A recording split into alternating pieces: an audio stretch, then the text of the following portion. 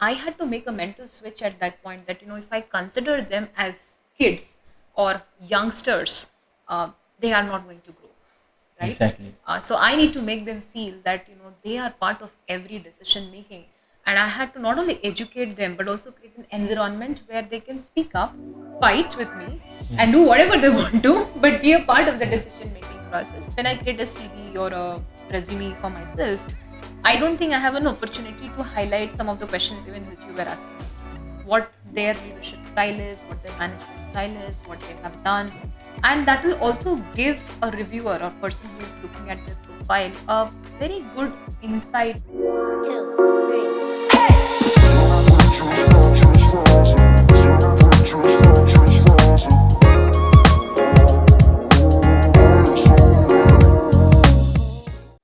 A warm welcome to Sonali Nanda, with whose extraordinary accomplishments and vibrant presence light up our event today, Nexus 3.0. Ma'am, thank you for taking your valuable time for us, and I am sure that it will really be a great learning experience for each member of the team. Let's start with a quick icebreaker. To start off, if you could have any superpower, what would it be and why? Empowering people. Okay. Why? Because I feel if you empower people, I think everything else just happens. Right? Whether it's Completely you're agree. building a company, whether you're building an organization, you're building a team, building a product, I think. So, empowering people is the mantra. I think this has been a goal of a lot of companies who have actually done good. Maybe we can say uh, Google, who is empowering people by providing knowledge through their search engines, and Microsoft, who is empowering people to have personal computers so that people can grow exponentially. So this has been really a mantra for success, I guess. So the next is, if you could have a conversation with any historical figure, real or fictional, who would it be and why? I would want to talk to Mother Teresa. Okay. Because I'm very always very much intrigued with her of how she has served the society. Very much intrigued of her own inspiration of serving so many babies, kids, children, and very different, right? I mean, if you read about her, I mean, it's very very different of how she doesn't necessarily come from a fully you know Indian background, Yeah. but she has still done so much.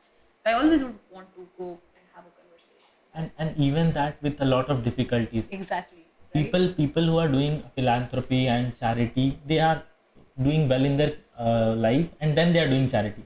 But that's not the case in Mother Mother Teresa. Teresa, She was exactly. doing exceptional helps with her own hardship, Own interest, own interest, right? putting all the effort, not only Yeah, in terms of money, but the whole life has been given towards, selfless giving, yeah, right? selfless giving, we can call Right. it. Yeah. Not expecting anything. So the next question is, if you had to pick a theme song for your life, what track would it be and why does it resonate with you? Theme song, okay. That's a tough one. All right, so I would actually, I don't know if you remember, we had this song in Hiatus which we had written, We Win as a Team. We win as a team. We used to do it in the event as well. Exactly, right?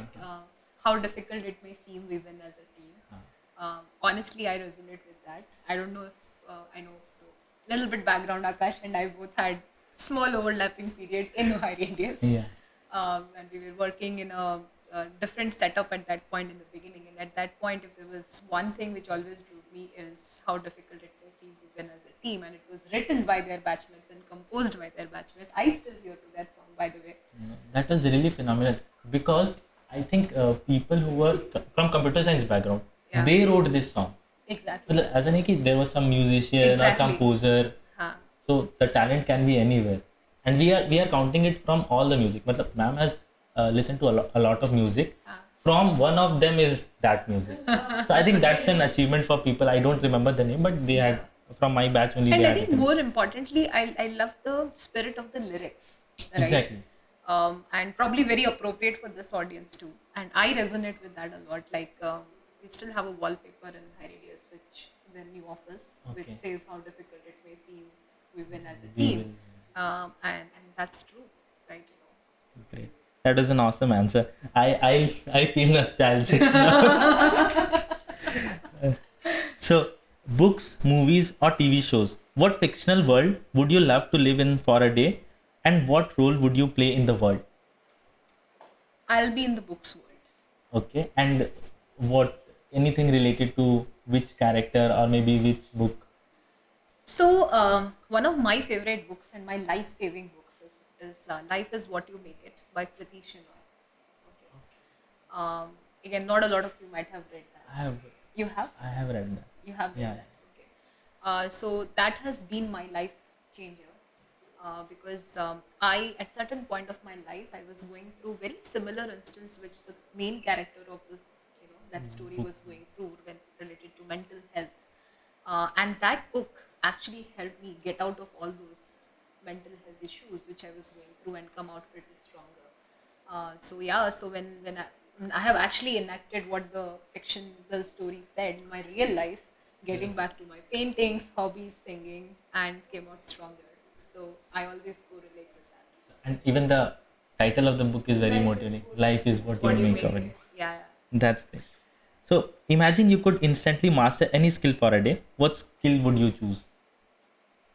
Master any skill for a day. So if you get a chance that Yeah, someone yeah. is saying, Thinking. yeah, All right.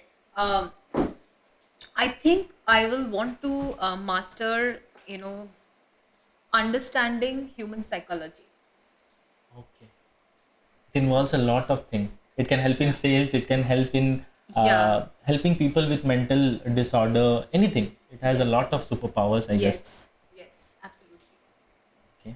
So the next question is, your leadership journey is truly inspiring. Could you share a pivotal moment that shaped your approach to fostering an inclusive and innovative culture within your teams? Yeah. So inclusive culture, I think I being a female myself have faced it in the initial part of my journey, and then I always kept on vouching for it. But if you want to talk about an incident, Mhm. right, about it. So, for example, I remember I was a budding people manager at that point, right? And I was working with unlike you, where I see there are like two females here with so many males, so just like good, right? If I count myself like three and four, that's not how it used to be when I started working. Yeah, the ratio was very less. Very Females were less, very very less. less females. So I remember an incident where I was working with my peer managers, and we were doing a short list of people Mhm. who could, do the go live, who can participate in the go live related events. Okay. Okay, and that involved a lot of stretch work, right? Mhm. Like you might have to stay till 11 p.m. in the night, maybe come on morning 7 on a Saturday, and so forth, which is very common these days. But at that point, I remember the managers picking all names which were males, and there was not a single female name in Yeah. that list. And I was like, why are we not picking females? I have some 5 or 6 names on the top of my mind. Why none of them have been recommended? And then they were like, these are stretch work. We have to drop females back at 2 a.m. in the night, back to their homes. Even if it was Hyderabad as a city, Mhm. we're not talking about Bhubaneswar. Even there, it was like, it will not be so safe, and someone has to take that extra pain, extra cost to go drop them. They might not like it. They might have work on a weekend, Mhm. so they might not want to come on the weekend, and so forth. And then obviously, I had to raise my voice and put a point forward to ensure that females are part of that Exactly. activity. And it happened, right? I mean, eventually there were females who were part of that activity, and they did excellently well. And to our surprise, what I mentioned came out to be true. I don't think any of the females had an issue with coming late or coming over a weekend. It was just a bias which people had, right? So that is what, one of the probably first moments where I had to foster inclusiveness. Yeah. And the second incident would be when we started the office in Bhubaneswar. I had a very young set of folks in my team. Like I used to come that time with 11 years of experience, and all my team members were in their 22, 23, 24 age group. And I had to make a mental switch at that point, that if I consider them as kids or youngsters, uh, they are not going to grow, right? Exactly. So I need to make them feel that they are part of every decision making. And I had to not only educate them, but also create an environment where they can speak up, fight with me, Yeah. and do whatever they want to, but be a part of the Yeah. decision making process. And I think we just, the team grew, and you have probably seen how it Yeah. grew from being like a hardly 13, 14 member team to now we have like, a huge team in Yeah. the office today. So that, for me was inclusiveness. Innovativeness, I think, does not always go with inclusiveness. It may not. But innovativeness is something which comes in, I think, everything which you're thinking about. Um, One of the incidents I remember is, we were building this, product where the entire product was for digital, like transforming the processes. Okay. And AI was, given that we're talking about AI, so this I'm reminded of this incident. So AI was a new concept back then, and we were thinking, how can we fit AI into this entire game of things? And then, we said, okay, why don't we get into a workshop mode? So we got some engineers into the room, we got some product managers into the room, and we were brainstorming what can be it. And the outcome of that was, we coming up with a use case when we 360-degree transformed of how a reduction analyst in an AR world would operate today versus how they can operate in future. And that resulted in multiple AI use cases. So in my mind, innovativeness comes not just from singular thinking, but I call it plural thinking, Yes. wherein multiple minds come together, they speak their thought processes, and people appreciate each other's idea, debate each other's idea, and then come together to build something innovative. But it shouldn't stop at ideation; it should have to also get into Execution. Yeah. execution. So yeah, these are probably the incidents. So with the inclusiveness, I would like to add, I was in an interview with Times of India, and they were asking ki, what are the privileges that women employees get in a company more than the male employees. So I said none. So usually they were expecting that Something. I should answer that no. Yeah. Female entrepreneurs are female employees are getting more paid leave, or maybe maternity leave. All these were asked. So I think maternity leave is fine, but as soon as we give them or say that no, female employees should not be given this particular task because this is difficult, or maybe given a lot of holidays because of this reason, then only we are trying to make them feel that they are less. Absolutely agree. So apart from that, what will happen as a company if they are checking the statistics that how well the employees are doing, and if they just put a gender category parameter into that, they will see that the male in if we are putting that parameter, then we'll see that somehow the productivity of the female employees will decrease in the same way. So at the end of the day, the company will say that the male are more productive, Yeah, which can be the result of people giving them more, not allowing them to do the work. So we always have to include things that people are given equal opportunity irrespective of male or female, so that they grow equally, rather than we giving them more privilege, and in the later point of time they say that I was not able to do, was not the case, I was not given a chance was the case. exactly. Yeah. So I mean, for example, I'm a big advocate of why extend a maternity break from 3 months to 6 months to 1 year. Why not introduce paternity breaks, right? yeah, It's as simple as that. A very very small initiative, but you are putting the thought process in the mind of people that a baby is the right for both mother and father, exactly. and then you are now not cursing the woman, but you're actually empowering both the woman and the men, Exactly. and they can split and responsibilities. and even we are indirectly telling the male that you are also equally responsible Exactly. for that. Yeah, yeah. So you're 100% right. I mean, I'm glad that people like you are starting to think about all of these things. But yes, you're 100% right that we need to create a really equal work environment, and equal work environment doesn't come from woman-oriented policies. It Exactly. only comes when you bring in policies which work for everyone. Exactly.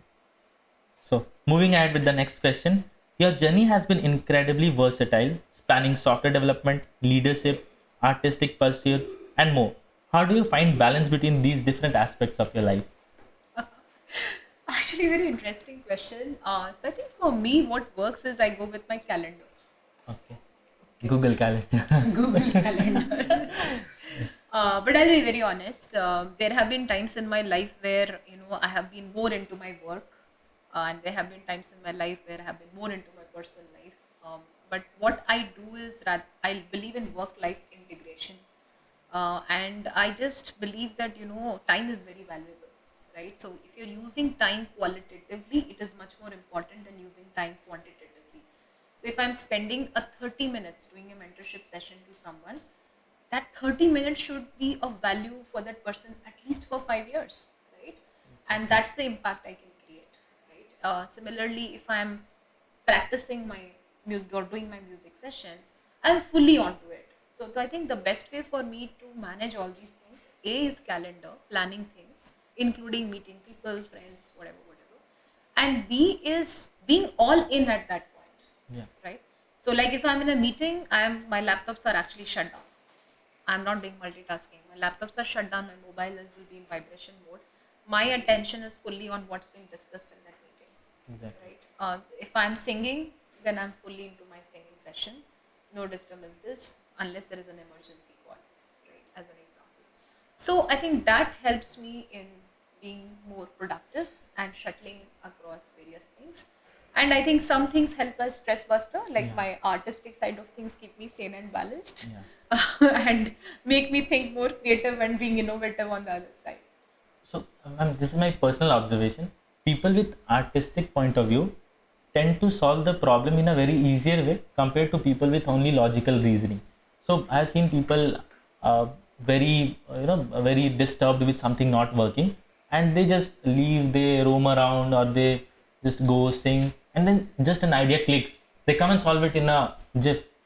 So I think artistic point of view has already proven that people with a lot of logical thinking also need to have their hobby side, so that whenever they are in a situation where there is a lot of stress, they have a place to go and come back with a stronger idea or maybe a stronger point. Yeah, and I think it keeps you more balanced. That's what Yeah. I feel as a personality. And the human feel is also there. If we work on Yeah. the same thing day and You have night, an emotional side of the yeah, logical yeah. side. Sure. That's great. So, balancing a diverse array of responsibilities, both professional and artistic, is no small feat. How do you draw parallels between your creative pursuits and your leadership style? Yeah. So I think I was talking to Arpita while coming, to this office. So I think my leadership style is more people oriented. So Okay. I believe a lot in the people and strengthening the people. And my single pursuit has been to understand people, right? Even when the team grew from, let's say, tens to hundreds, I was always in the hunger of how can I understand more and more people in a better way, directly or through the channels which I have, like through my reports. And I think that curiosity to understand people genuinely is something which I get inspired from my artistic side. Because on the artistic side, if you think, like, I love doing abstract art. Abstract art is about your emotions getting into paper. You don't block yourself, right? Yes. As an example, so you're just flowing in the world of colors. Yeah. um, the music world brings in a rhythm, right? You're singing, you're appreciating the emotions in a song, and that emotional side, or the the appreciation for giving a free flow to thoughts, probably helps me in interviewing people, not interviewing, but knowing people better in a much more genuine way. And I feel that if you know people better in a genuine way, that solves 80% of your problem, because you know exactly where the problem is, exactly what they like and what they don't like. Yes. And That helps me in instrumenting uh, different kind of management strategies, resolving conflicts, strength, putting, like, imagine you are like a composer and you have all these people playing different instruments and you understand them the best, so you know which instrument to play after what, and Yes. you can compose that song. And that's what results in uh, everything Or maybe a being resonating effect of the resonating leaders. effect. Yeah, Okay. so that's So, how I'll so put it. these are some of the things our HR is also Yeah, struggling yeah. with resolving I said conflicts. that we had a Currently, discussion about this. currently the team is small. They are the full Yeah. timers, but usually we have interns all over there. So the interns, when they come, they have a lot of new ideas, and when there are new ideas, there will be conflicts. Yes. So we have to solve them in a very productive way, without distinguishing any idea being good or bad. We have to take them to execution level, and these are some of the things. So, ma'am, I would like to understand, there is one thing we execute in the office to understand mm, the way I follow. Is it correct or we should change it? So there is one form, one Google form which is circulated for the work logs. That is completely official. That whatever work they have done, it is recorded. That is one part. Got it. Second one is an anonymous form which is circulated without the name and identification being captured. What improvement they need in the office and what are the problems they are facing. To as small as someone sitting beside me is making a lot of noise. So as big as the food is not good and in the office. So that is included anonymously. So that I understand an overview that what problems the particular people are facing. Yeah. So apart from this, is this a good idea first? And if not, what other can I do? It's a good idea, but what is the goal? Like, what do you want? What are you trying to achieve through these mechanisms? Okay. So that then I can say whether you are So doing so right. with this, I want to achieve that there are certain process with process and there are certain uh, problems which can't be discussed directly with me. Got it. And even it is so small that they don't think it as important as blocking a calendar and talking to the CEO that the room doesn't smell nice. So I thought that even the smallest of the thing can be taken ahead to solve it, because the small problems will pile up and be a bigger problem in the Correct. coming days. No, so I think I think whatever you are doing is superb. I don't think you need to change it. But the only thing which I'll say is the size of the company which you are today, right? I think the number one thing which you can achieve now, which you can never do when you are in hundreds, is having human beings open up to you, Exactly. even for the smallest thing. Right? And if not you, because it might consume a lot of time and energy, at least one or two more people in the team who they can open up to, and obviously that coming to you. Because what that will help is in people becoming more open. Plus, you also know that exactly who has what problem. See, anonymous things help in generic problems. Like if someone is saying the room is smelling, or we can have a better chair, Yeah. the food can be better, we can have a better meeting room, or the overall culture is bad, those things help. But if let's say in a small team, building them as a family becomes much more important. Yes. Let's say A has a problem with B. Now they may or may not put it in the anonymous form, and even if they put it, you may not know who is A and Who who is is B, and you're correct? wondering and spending a lot of energy to find that out. Correct. But Correct. imagine if you open up that channel of communication, whether it is through your HR or through you or whatever, and have that openness, then you'll be in a situation where you make A understand about B and B understand about A, and build it as a family. Yeah. And then what will happen is the foundational team will become much more stronger and come out stronger. And that becomes very, very important in my mind for any organization which you are starting. The foundation pillar, right? Think about you're building a house. Yeah. If the foundation is not strong, it will crumble, Yeah. right? So in my mind, if you're already doing that, great. If you are not, then maybe this is something which you can think about, like taking someone for a coffee break, sometimes spending hours. I can tell you when I used to start this organization, or even I used to build team in Hyderabad. Sometimes I had to literally shut down my laptop, take someone out for a coffee break, and spend 4 hours with that person to understand that person. Today, when I reflect back, that 4 hours which seemed like 4 hours out of 10 hours you're spending on one person in a cafe. What are you doing? Like someone would literally question me. Today, when I reflect back, I feel those 4 hours were probably the most valuable time spent. Because after that 4 hours, maybe the person has come out more energized, much more stronger, much more positive, no political, environment. And the positivity then spreads, Yes. right? So That can that's be. what I'm trying So, to say. ma'am, in the anonymous form, I have one question: that how many meetings did you have with the CEO this week? So, I actually try to have one-on-one meetings to understand each person. But I think apart from that, we can have a more uh, Yeah, I think detail-oriented you discussion have on to what. make the meetings more informal. Yeah, It's not meeting with the CEO. yeah. It's It's knowing meeting with. Akash as a person, Yeah. which is much more important. There's Yes. difference, Yes. right? That's great. Like I think that big test will be if you go ask your team, what's your favorite color, Mm-hmm. what's your favorite food, what's your moment of, what's the worst moment in your life, Yes. What is the moment when So you get in pissed general, off? How we do have they a do? lot of outings where we do all these questions. And I think everyone, not only me, everyone knows who likes what and Awesome. on which day they'll be having non-veg. I like that. Awesome. Okay. Interesting. So moving ahead with the next question, after such answers, such good answers, AI has brought transformative changes to the tech landscape. How have you seen AI-driven innovations impact the products you have been involved with, and what possibilities excite you the most in that industry? Got it. So I think I'll start with this line, right? See, the product building, conventional product building, never had a AI first mindset. It was more about, today we have XYZ processes happening in a very conventional way, which was in a paper pen mode or some electronic mode, some computerized mode, some system mode.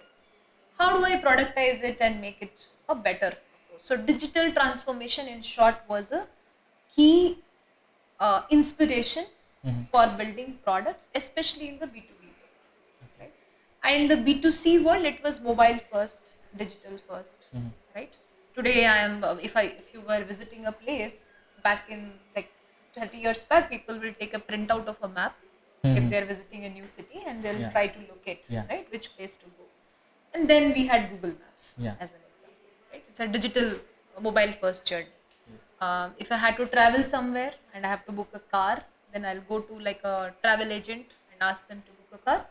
Today it is, oh, I'll do a Uber, I'll do a Ola, I'll do a Miru or whatever brand is available. So again, mobile first, right? Changed from Yeah. going there. Same thing happened if you think about communications, right? Getting to a post office, putting a postal, card or a inland letter, to emails, Yeah. and then from emails it has further gone to Chat. chats, Yeah. right? So email was the web world, and then from there we went to the mobile Mobile world, world. Yeah. which is like mobile first. So the journey, if you see, it was digital first, where all these emails and all came, and then it became mobile first. So Mobile. everything is now an app, or what can I do easily on your mobile, if you Exactly. think about it, right? Especially for B2C. B2B, where organizations are using a software, like you're using SAP software, you're using a Google Mail, or you're using a Salesforce, right? Or you're using a high radius software, you will still try to mostly use it for your work. So you are trying to do it on your laptops. So it's still in a web world in most cases, but there also you're moving to web applications, right? Yeah. SaaS products and so on. A little lighter version. Like, but now if you think about the next progression which is happening, and I think that's going to be the most pivotal journey in the software world, is now moving to a AI first mindset. Okay. And AI first mindset is driving the inspirational thought processes behind product development, right? So if you think about, even look just for a second, let's look at our lives around, right? If we go to a Google map and I'm putting a path on the Yeah. Google map, it immediately has buttons there, restaurants around, Yeah. petrol pumps around, and so forth, Yeah. right? I go to a Netflix and I'm watching, okay, maybe you will love watching this, right? There is The already a recommendation. recommendation out there.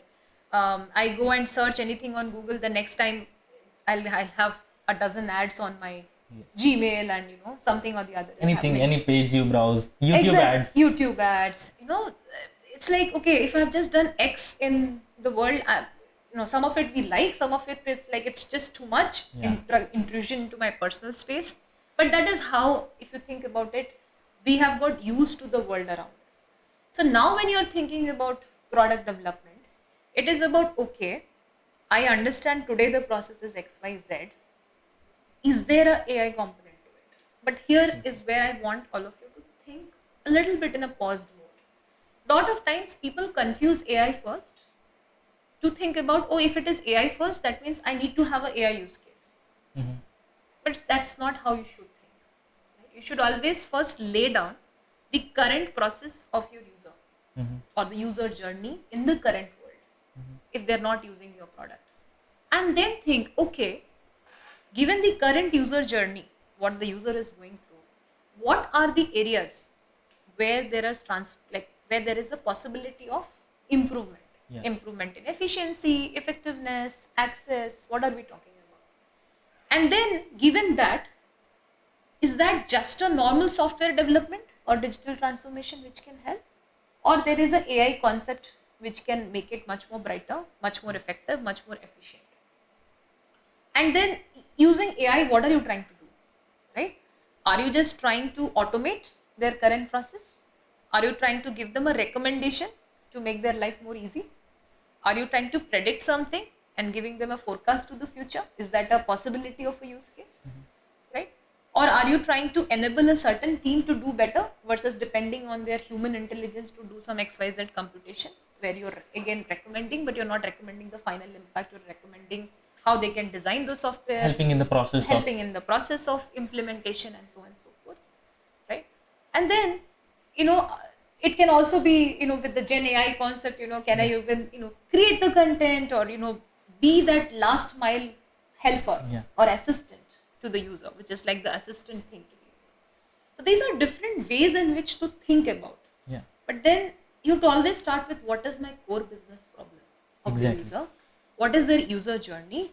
And then apply these different themes to bring the AI first mindset or AI first product innovation. Otherwise, it's like the nail and the hammer problem. I don't know how many of you have heard about it. Have you? No. So think about it. If you take the nail, Yeah. you know what nail you have to fix on the wall, and then you have to think which hammer to pick. But if you are only thinking about AI and not the business problem, it is Yeah. like I pick the hammer first, and then I'm thinking which nail I need to put on the wall. Right? It's a very, very simple analogy Yeah. for you to think about, where we can go wrong. So to this, I would like to mention, like in our product before March, we did not have AI integrated into our software. So when people used to onboard into the software, the web application, they had to put their name, their profession, and they had to mention what about us, like the bio thing they had to mention. And then they were into the builder, and they used to build a web application or maybe a website for them.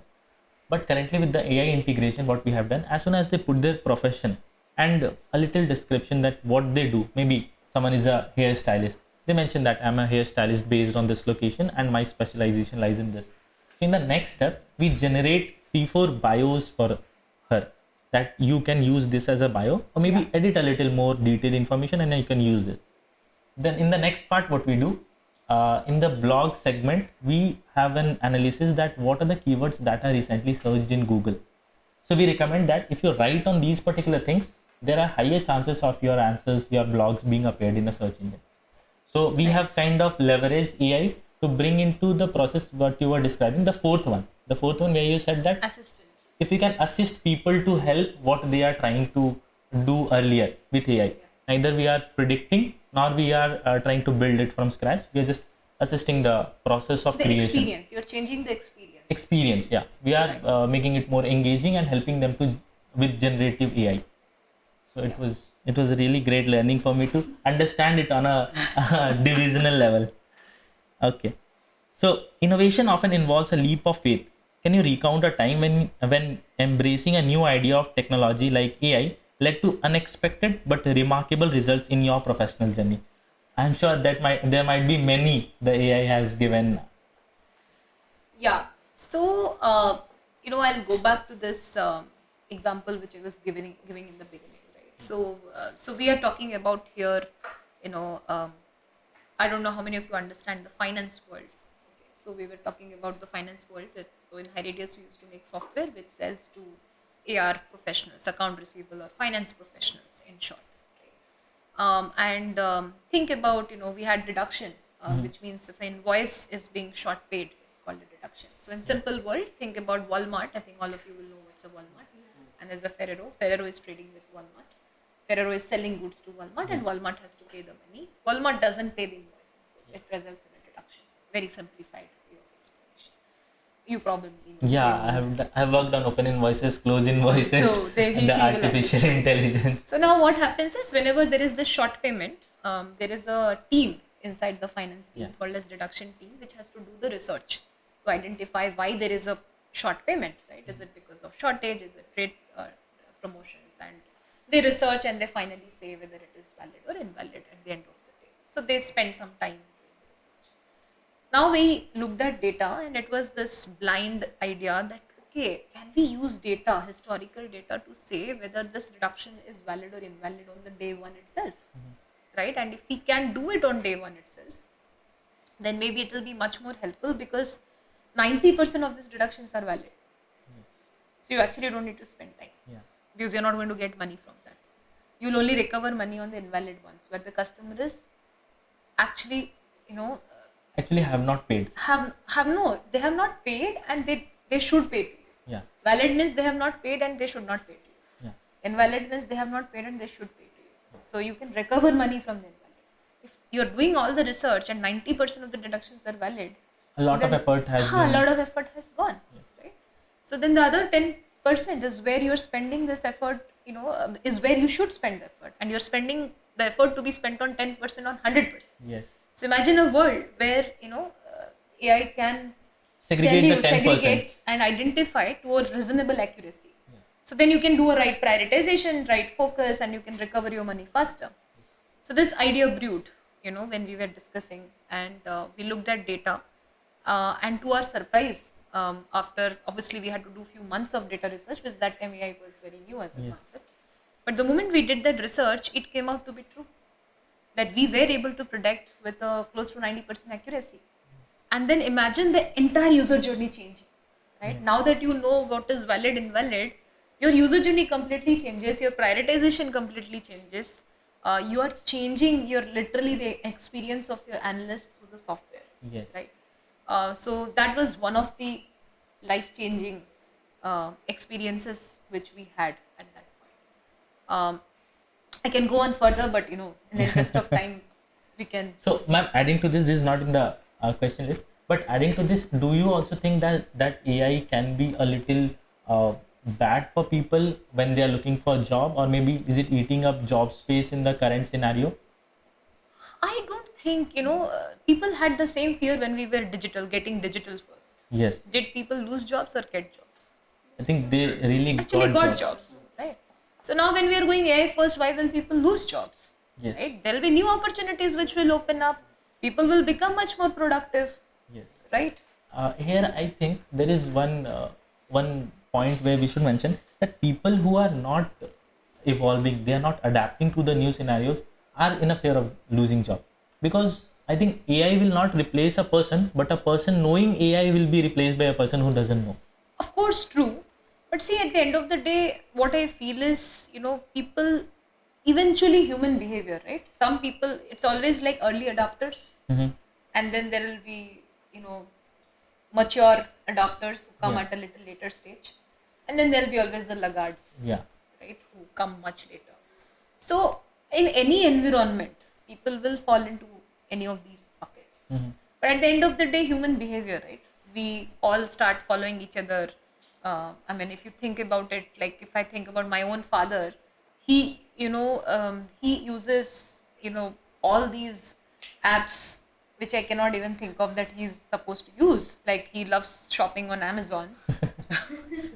he loves using Big Basket, Yes. as an example, and I have not used Big Basket so far, and I'm like, okay, as an example, my grandmom, she is able to do WhatsApp video call, okay, after we taught her how to do it, of course. So it's just think about it, right? People who you can't imagine they're doing it.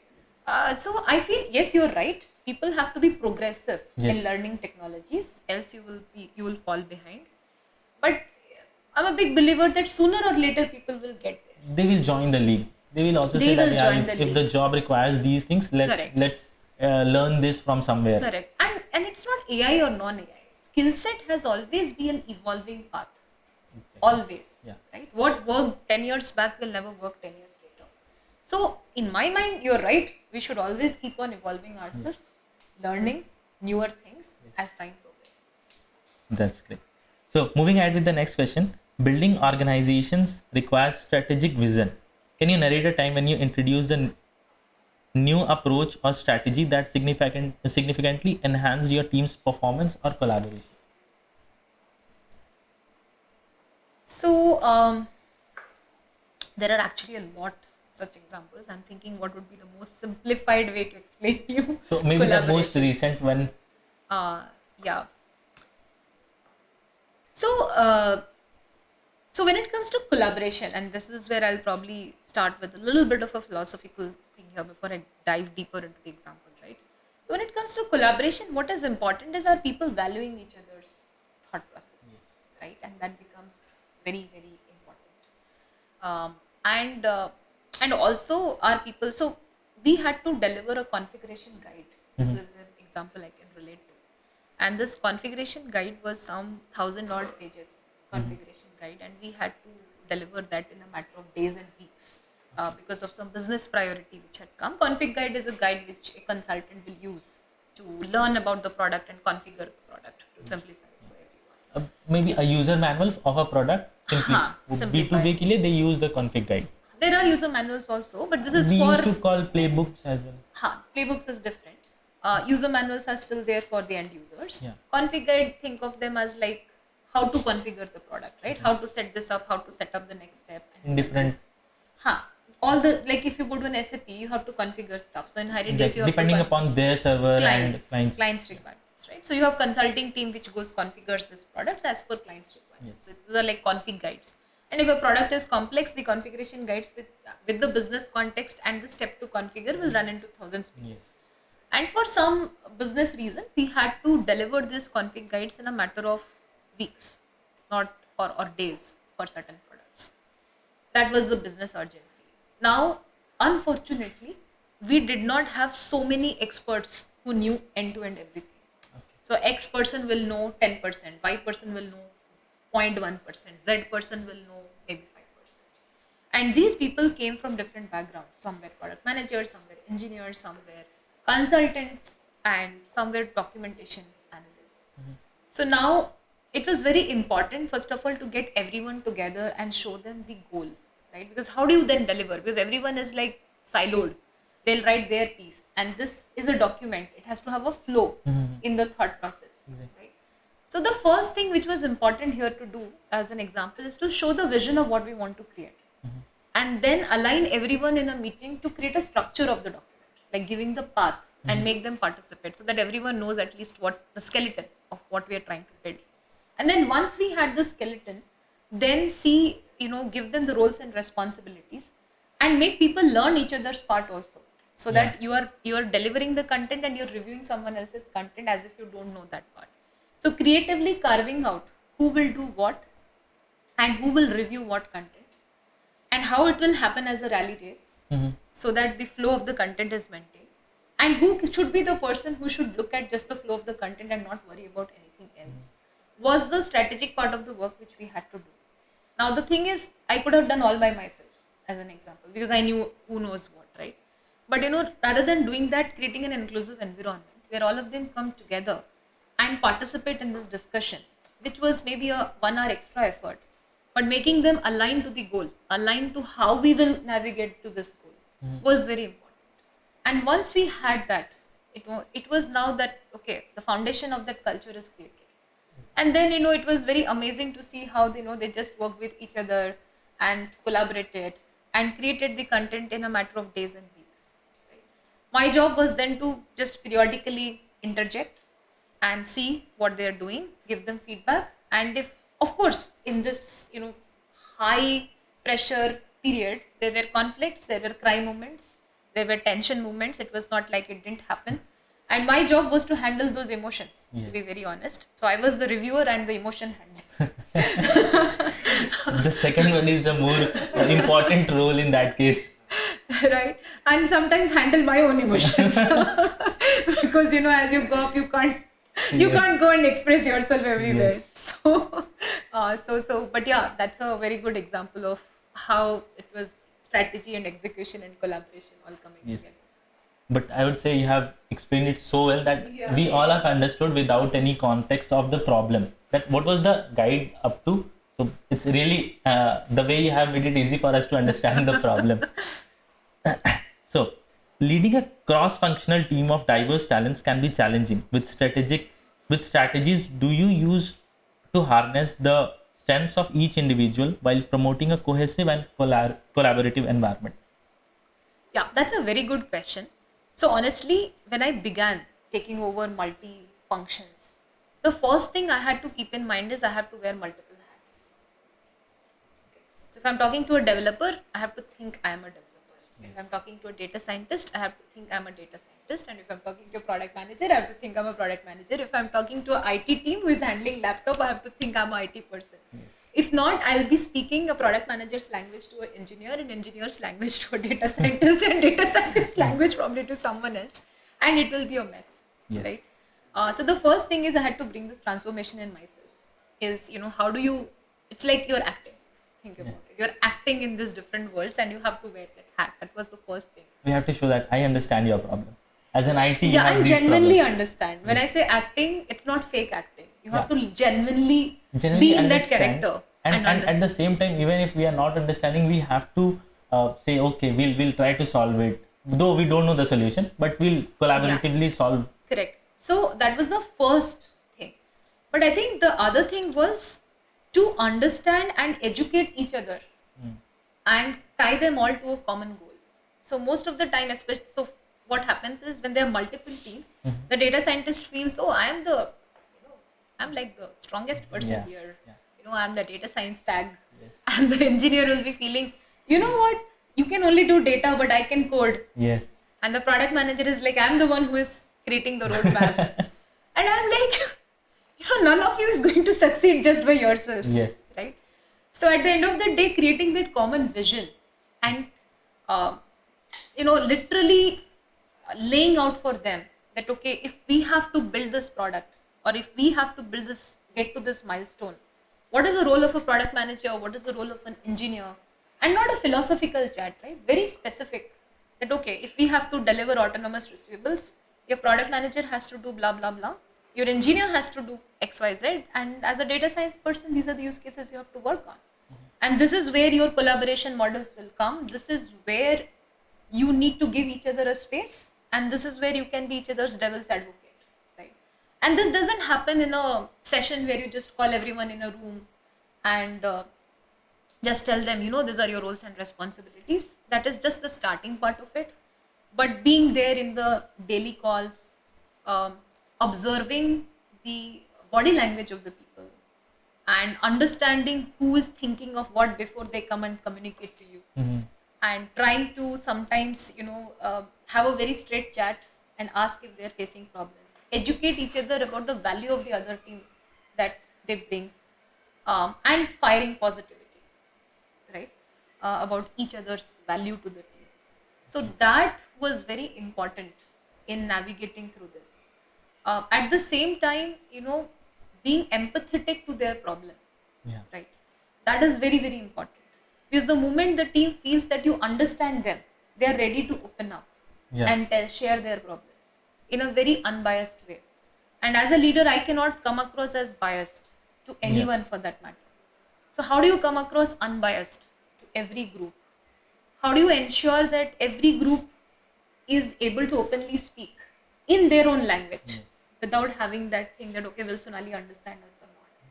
And then you absorb all of these things and then know, okay, how can I now communicate to the respective, stakeholders to ensure that they understand each other and the word spreads. And periodically you have to go deep and periodically you have to go wide. Yeah. Right? Sometimes you have to literally go deep and understand what is the problem with the engineer. Like, I cannot manage a team if I don't go deep, right? Exactly. So sometimes I have to logically, like, I had left coding 10 years back, but now when engineering was, reporting to me, in my business reviews, I would have to go and ask them logical questions on the coding side to see how much of depth they have, or are they just talking, superficially. Yes. Same thing I have to do with a data scientist. Same thing I have to do with product manager. So if I have to summarize for you, right?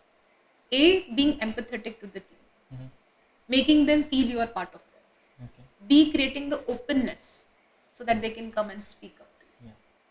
C, ensuring every team is quality driven. Because if one of them does not, it Everyone will fail. will be affected. Yeah, it will fail and a lot of other emotions start flowing. And D, everyone has a common goal, a common objective. And D, inspiring each team about other teams' value. In Creating the that project. respectable culture. Yeah, wherein you have to respect each team, each individual in the team, right? And making them feel that you cannot hate a person, you can hate a quality in the person, which is okay, Yeah. right? And then sometimes you have to accept people with imperfections. You know, if some a product manager comes and says my engineer doesn't know blah blah blah, they say okay, you know, you are working in a world of constraints. Everyone will not be as perfect as you are, Yes. right? And you have to accept people with imperfections, Yeah. and it's absolutely fine, Yeah. right? So nurturing that philosophy again and again and again, and of course handling emotions, Yes. which is always there. I think that's how you can create and go across this market. That that's really a lot of what I say insight information with which we can learn a lot. Okay. So rapid advancements in technology demand continuous learning. How do you ensure your leadership skills stay relevant in a dynamic industry? And how do you encourage your team to embrace lifelong learning? Got it. So I think learning starts with yourself, and I believe you guys are doing an awesome job by starting this Nexus program. It always starts with the leader, but it also should go bottom up, Yeah. right? So the number one thing is you should foster the habit of learning and reward people for learning. Whether you are giving materialistic rewards or emotional rewards is up to how the company wants to nurture as a culture, right? The second is allowing people to learn the technology or technology related trends and being able to apply it in a day-to-day basis in your own job if there is an opportunity, right? So for example, let's say someone is doing some study on cryptocurrency as an example, okay, and let's say that has nothing to do With the with role the in the role of the company. company, or someone is doing a study on blockchain and you feel, oh, that is not going to help. Maybe as a founder you'll feel that, Yeah. you might have a hunch feeling or whatever. Now the thing is, one is, are you going to shut down that person right then when they're speaking, or allow them an opportunity to read and come and present to everyone? A, the team can have an opportunity to learn. Yes. B, they might themselves also conclude and say, you know, I did this learning, but you know what, I don't think we can apply this here, right? So there is a thin balance of encouraging people to learn and encouraging people to make the right decisions, Okay. right? Because every technology available out there might not be needed for you to survive as an Yes. organization. You will become jack of all trades, master of none, Yes. which you don't want. So fostering the culture of learning is giving the openness platform, like you're doing Nexus, do workshops, webinars. Um, you know, you can even give monetary incentives or whatever. Right? But on the other hand, you have to also create the pragmatic culture of practical understanding that every technology out there might not be the right solution. Yes. So I say that if you want, like I know we were talking about, you want to go product, right? Yeah. So I'll say nurture a product first culture, not a technology first culture, Okay. right? So we have to decide that whether the technology can be integrated into our product to help our Yes. user or maybe the user Yes. journey or not. If that is there, then we can go ahead with the approach. Perfect. Yeah. Because what happens is, you know, as we grow, and especially when even you know when I was young enough, I used to also feel, you know, this technology has come, I have to learn, which should be there. But what is more important is, do you understand the business problem well? Do you understand your customer well? Do you understand the psychology of your customer well, needs well, aspirations well? And do you understand what technological demands and challenges they have? So let's say your user cannot even use a mobile phone properly, Yeah. and you're expecting that user to use a very high end application on mobile, Correct. which demands some technical understanding. Yes. You might have built an amazing software, But it but won't go to the users. your user won't use it, right? If your user wants to use the application on a desktop or a screen like you have here, okay, and you have built an app which can be used more optimally on an iPad or a phone, Yeah. they're not going to use it, right? So why waste that energy even if it is available, right? So that's where I'm saying, thinking product first over technology first will be a key foundational thinking for a product company to be successful.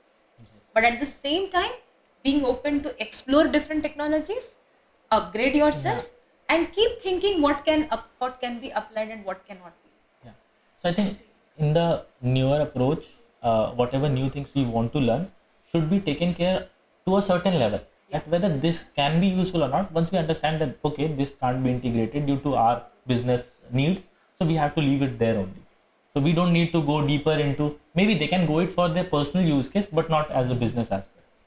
Okay, that's really great. I would like to mention this line: product first approach rather than technology first approach. So, yeah, leadership approach emphasizes creating an authentic ecosystem that nurtures growth. How do you envision the philosophy translating into helping individuals to create authentic and impactful portfolios on platforms like Wooble? So again, I think you guys are very fortunate because you are at that stage of your, you know, career or stage of the company where you're a very small team. Authenticity comes from being genuine and not faking anything. Yes. And being authentic is actually the hardest human behavior, if you think about Yes. it. Because even at home, if we want to, we never want people to be unhappy, Yes. right? So even at home, we might fake few things, isn't it? It's a very common behavior of not sharing few things, hiding few things, covering up emotions, and so on and so forth. But authenticity comes from genuinely caring for people, genuinely thinking about people, and being selfless about bringing the best in people. Right? The way I would think about it is, I'm sure when you said you guys have a lot of interns, so some of you would be playing the role of the leads or managers for those interns when they come. Not everyone will be reporting to Akash, you, right? No. So I think the best way is first appreciating the culture in your managers or leads to think about their people more genuinely, Yes. even if their own brand value is at stake. Okay. Very, very difficult thing to do, Yes. right? A lot of times we feel, how can I be the most favorite person of Akash? Yes. Right? He's our CEO, isn't it? But the moment they think like that, they will become non-genuine and non-authentic Yes. because you're always thinking uh, about yourself in a very, very subconscious way, right? Correct. Sometimes they might have voices from the interns or their reports which they need to communicate to you, Yes. and they may not be able to do it, thinking that if I say this to Akash, my brand value is going to be at stake, or he or she is not going to Yeah. like it, Even if it is good for the company. even if it is good for the company. So, thinking about, and no, I like this principle from Hydradius, but it's my personal philosophy also. Applying the philosophy of first win for company, then win for people, and then win for yourself Correct. is very, very important. Rigorously practicing it without any exception to create that environment wherein a manager or a lead is rewarded for thinking about people versus thinking about themselves is important. And that nurtures a very authentic system. And I think you guys are at the right stage of your professional career and the company's career overall, wherein you can nurture this environment. Because what you can create now, you cannot probably create 10 years from now, Yes. right? Because culture is hard to change after 10 years. Yes.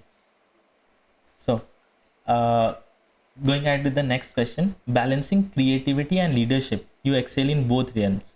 How can users creatively showcase their leadership journey with their portfolios, making them stand out in competitive industries? So, ma'am, I'll give you a brief idea. So, portfolios are basically a kind of website where people add their works, whatever works they have done, rather than in resume, they just mention what is the project about. Yeah. But here they can write blog about their project or maybe put a link about what the real project is. And it's kind of a very impressive, engaging website where people can be reached out back. Got it. So I think you're right. When I create, like if I talk about myself also, right? When I create a CV or a resume for myself, I don't think I have an opportunity to highlight some of the questions even which you were asking me today, Yeah. right? Or talking about events or incidents or leadership instances, which where you would have shown certain things. Yes. But if you are talking about a Wooble portfolio, and if let's say the portfolio by itself, think about when you're applying to B school. I think you said Yeah. recently you Yeah. applied somewhere. They ask you a ton of questions Yes. generally, like Yes. essays. So basically, the thought process is checked upon. Correct. They ask you, and why do they ask? Because they want to get real glimpses of have you actually done that. Yes. So I think in your portfolio, like platform, if let's say there is this opportunity for a leader to answer some of those questions by themselves, or create some of those questions and answer by themselves based on how they want to go about it, they will be able to showcase more proof of what their leadership style is, what their management style is, what they have done. And that will also give a reviewer or person who is looking at their profile a very good insight even before they talk to that person. Exactly. Right? I think that will be pretty interesting, right? One is I'm getting pretty genuine attention from people, and second, I'm also getting attention for the purpose I want to create. Like, let's say I'm just thinking aloud here, right? Okay, I want to collaborate with a um, equally driven AI innovator to write a book, Yes. and someone comes to my portfolio and checks it out for the same reason because they have similar interests, Yes. and then that results in an opportunity to Yes. collaborate with someone, or to do a project with someone, or to do a startup with someone, or to just be an advisor to someone. Yeah. Right? I think that is a very focused approach of why people would come. Um, and it sounds interesting.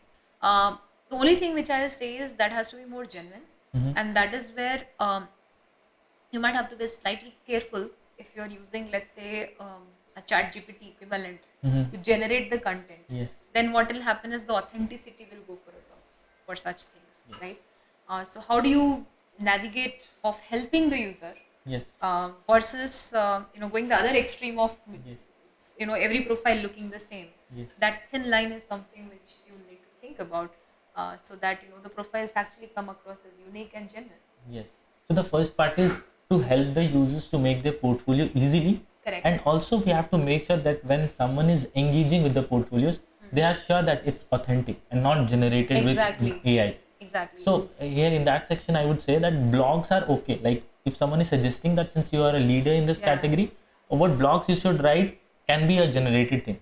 But writing the blogs Should be their own. should be their own, so that they depict their journey in a Correct. genuine way.